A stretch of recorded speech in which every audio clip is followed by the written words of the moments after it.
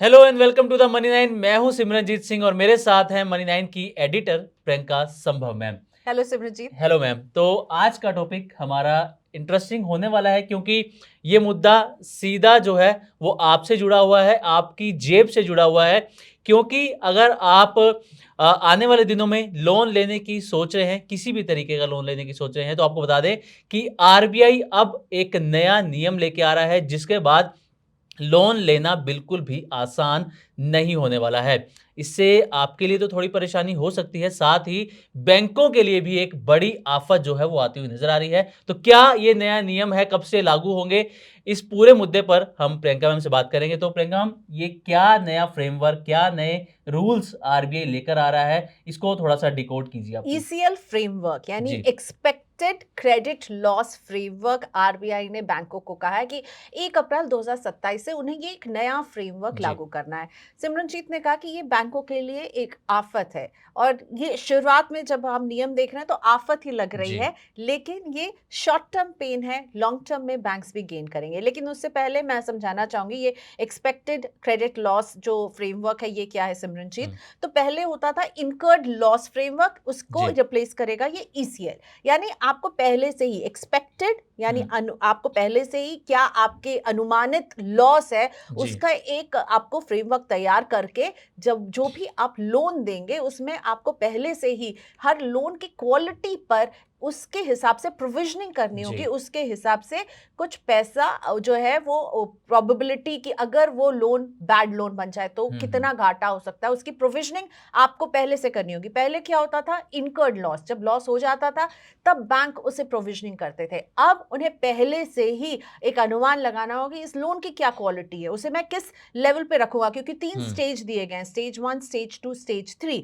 Stage 1 में 12 महीने का एक ईसीएल फ्रेमवर्क तैयार करना है। यानी जिनको लगे कि जिनको हम लोन दे रहे हैं उनके एसेट ठीक ठाक है, 12 महीने के लिए फिर प्रोविजनिंग करके चलनी है। जी लेकिन स्टेज 2 और स्टेज 3 में लाइफ टाइम की प्रोविजनिंग करनी होगी। और प्रोविजनिंग बिल्कुल। से मतलब है कि अगर ये लोन खराब हो जाता है, जो जिसको लोन दिया वो लोन वापस नहीं करेगा, तो बैंक को इससे कितना घाटा हो सकता है, हम्म, ये प्रोविजनिंग बैंक्स को अपने बुक्स में दिखानी होगी। और इसका मतलब है कि बैंक के जी कॉस्ट ऑफ फंड्स बढ़ेंगे, बैंक के बिल्कुल। पास ज्यादा पैसा होना चाहिए बैंक को पहले। और जब वो प्रोविजनिंग में हिस्सा रख देंगे हुँ, तो उनकी प्रॉफिट कम हो जाएगी बिल्कुल। और कॉस्ट ऑफ फंड्स बढ़ने से उनके मार्जिन्स पर असर पड़ेगा। हुँ, और इसीलिए मंगलवार को निफ्टी बैंक जब खुले तो प्रेशर के साथ खुले। बैंकों को लग रहा कि अब उन्हें प्रोविजनिंग, उनके पास जो उनको ये पैसा ज्यादा दिखाना पड़ेगा, उन्हें प्रोविजनिंग करनी पड़ेगी और वो उनके प्रॉफिट और मार्जिन कॉस्ट ऑफ फंड बढ़ने से उस पर असर डालेगा। तो बैंकों को ये खबर उतनी अच्छी नहीं लग रही है। ये लागू तो होंगे हुँ, अगले वित्त वर्ष यानी 1 अप्रैल 2027 से, पर बैंक को लग रहा है उनका काम बढ़ गया है सिमरनजीत। बिल्कुल। तो प्रियंका मैम, इसको अगर हम लोन अमाउंट से समझना चाहें तो इसको यूँ भी कह सकते हैं कि मान लीजिए अगर कोई 20 लाख का लोन ले रहा है और आरबीआई को लग रहा है थोड़ा-सा भी उसको, बैंकों को उसके अंदर रिस्क नज़र आ रहा है, तो पूरे टेन्योर के दौरान उस 20 लाख जो उसका प्रिंसिपल अमाउंट है और उसके ऊपर जो इंटरेस्ट होगा, मान लीजिए उसको 20 लाख का 30 लाख पे करना है, हम्म। तो इतनी पूरी रकम बैंकों को पहले से ही अलग रखनी होगी। बिल्कुल, उनको ये पहले से ही अनुमान लगाना कि भई अगर ये जी। खराब हो गया, तो इसमें अब क्या होगा ना कि जो लोन लेने जाएँगे हुँ, सिमरनजीत, अब उनकी स्क्रूटनी बहुत होने वाली है। बिल्कुल। बैंक बहुत पिकी हो जाएँगे कि वो किसको लोन देंगे। ऐसे ग्राहक जिनकी क्रेडिट हिस्ट्री अच्छी नहीं है, हुँ, उनके लिए दिक्कतें बढ़ जाएँगी और आपके लिए लोन महँगा भी हो जाएगा।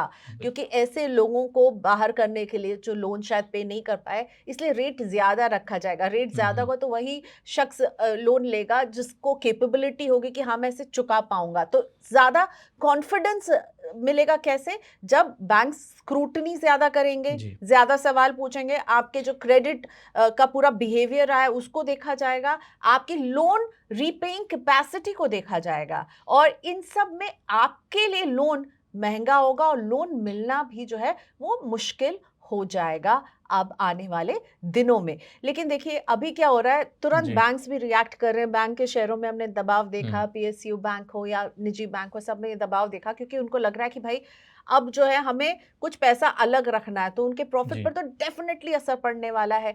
तो ऐसे में बैंक्स थोड़ा-सा अभी उनका नेगेटिव रिएक्शन दिख रहा है। लेकिन ये भी याद रखिए, प्रोविजनिंग जब करेंगे, आगे वाले जो वो लोन देंगे उसमें, तो आप जब वो लोन पे हो जाएगा तो वो जो प्रोविजनिंग की अमाउंट है वो तो फिर उन्हीं के बही खाते में जुट जाएगी, बैंक के बही खाते में ना, तो तब उनको फायदा होगा। तो इमीडिएटली थोड़ा पैसा खर्चा ज्यादा होगा, मेहनत ज्यादा होगी, लेकिन ये बैंकों के इस पूरे लोन देने के और उनकी क्रेडिट वर्दिनेस को मेंटेन करने के लिए एक पॉजिटिव कदम है। ये भी ध्यान रखिए कि ये जो है ना एक वन टाइम कैपिटल अरेंजमेंट का असर पड़ेगा, भाई इतना कैपिटल उनको अरेंज करना होगा। और दूसरा ना 3 साल की टाइमलाइन दी गई है जो पुराने लोन्स हैं उनमें ये ईसीएल फ्रेमवर्क को लागू करने के लिए, अभी नए लोन्स पर लागू होगा। सो नए लोन्स जो बैंक्स देंगी उसमें स्क्रूटनी बढ़ने वाली है, जो पुराने लोन्स पहले से दिए हुए हैं उन्हें भी इस फ्रेमवर्क में लाने के लिए उन्हें 3 साल का एक हम कह सकते हैं एक समय टाइम मिला हुआ है। इस टाइम फ्रेमवर्क में उन्हें ईसीएल फ्रेमवर्क में लेकर आना होगा। मतलब अब तक जो हम देखते थे कि बैंक्स धड़ाधड़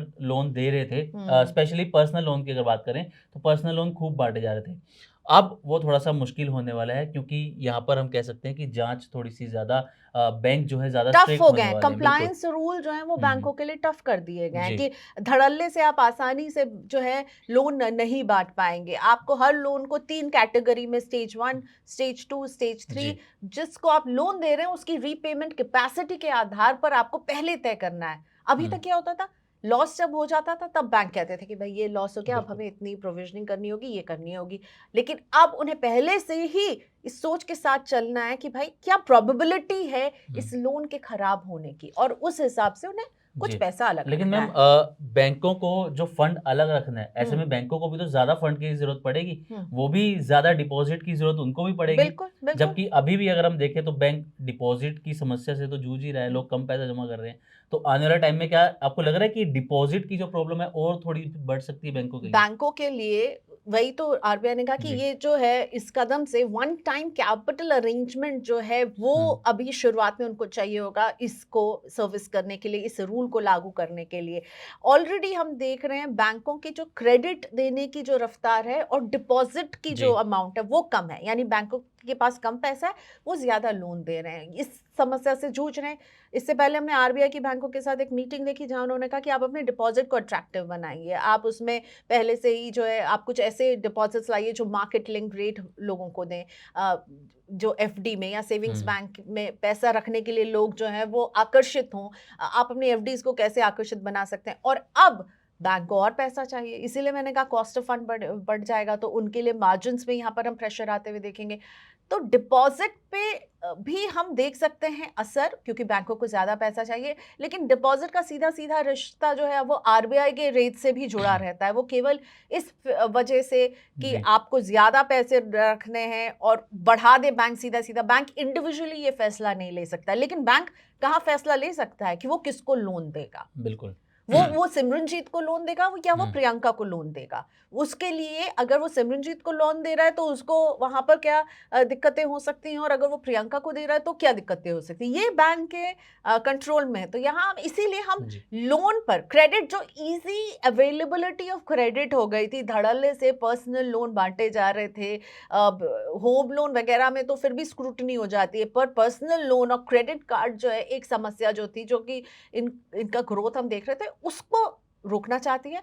फिर वो जो छोटे बिजनेसेस और इन सबको जो लोन जा रहे थे और वो बैड लोन बन जा रहे थे, उन पर नजर रखना चाहती है, स्क्रूटनी बढ़ा रही है। इसलिए मैंने कहा टफ कंप्लायंस रूल लेकर के आई है आरबीआई। और ये शुरुआत में तो बैंकों के लिए दिक्कतें होंगी, लेकिन एक फॉरवर्ड लुकिंग अप्रोच है कि पूरे सिस्टम को अगर ठीक करना है तो ये हमने बड़े बड़े लोन घोटाले देखे सिमरनजीत, हमें नहीं भूलना चाहिए, और वो ये सारे लूप होल्स का फायदा उठाते थे। मैं यही मैम आपसे ये पूछना भी चाह रहा था कि आरबीआई जो ये रूल्स लेके आ रहा है, आपको लग रहा है कि इससे जो एक सवाल लगातार उठता है और पिछले 2 महीने में अगर हम देखें जितने केसेस सामने आए हैं, फ्रॉड के केसेस सामने आए हैं, बैंकिंग सिस्टम यहाँ से और ज़्यादा सुरक्षित हो सकता है, चाहे वो एनपीए की बात हो, बैड लोन्स की बात हो, फ्रॉड की बात हो, तो आपको लग रहा है कि बैंकिंग सिस्टम यहाँ पर सेफ होता हुआ नजर आएगा इन रूल से? बिल्कुल, मैं यही कह रही हूँ, एक फॉरवर्ड लुकिंग अप्रोच है।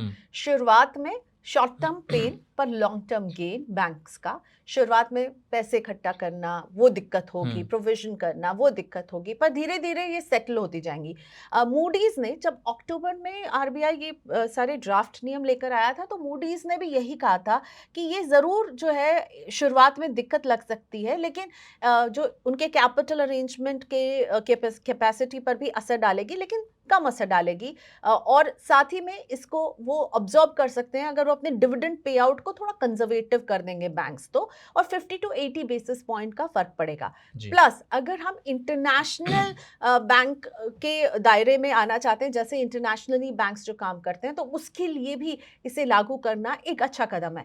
बैंक मजबूत बनेंगे अंदर से, वो पहले से ही वो प्रोविजन जब करके चलेंगे, और जब वो लोन पे आउट हो जाएगा, ऐसा तो है नहीं वो जितने लोन देंगे वो सब खराबी हो जाएंगे, तो जो प्रोविजनिंग के लिए जो अमाउंट रखेंगे हर लोन में रखा जाएगा, और वो उसके बाद आगे जा करके वो वापस बैंक के बही खाते में आ जाएगा। तो इसलिए शुरुआत में दिक्कतें हो सकती हैं, पर बैंकों को सुदृढ़ करना, ताकि बड़े बड़े लोन फ्रॉड, जो हम ही कहते हैं हमारे देश में कितने बड़े बड़े मिलियनर्स और बिलियनर्स बन गए हैं, जो जी। भले ही अभी विदेशों में कहीं कहीं पड़े हुए हैं, लेकिन उन्होंने इस बैंकिंग सिस्टम का कितना फायदा उठाया है, और उसे प्लग इन करने की यहाँ पर कोशिश सिमरनजीत की जा रही है। चलिए, तो प्रियंका मैम अब देखना ये होगा, क्योंकि 1 अप्रैल 2027 से ये आरबीआई के नए नियम लागू होने वाले हैं। उसके बाद इस पर नज़र रहेगी कि एनपीए, बैड लोन्स में कितनी कमी होती है और बैंकिंग सिस्टम कितना ज़्यादा और सुरक्षित बनता है। बेसिकली बैंकों जी। को बड़े नुकसान से बचाने की हुँ। कोशिश है, ट्रांसपेरेंसी लाने की कोशिश है।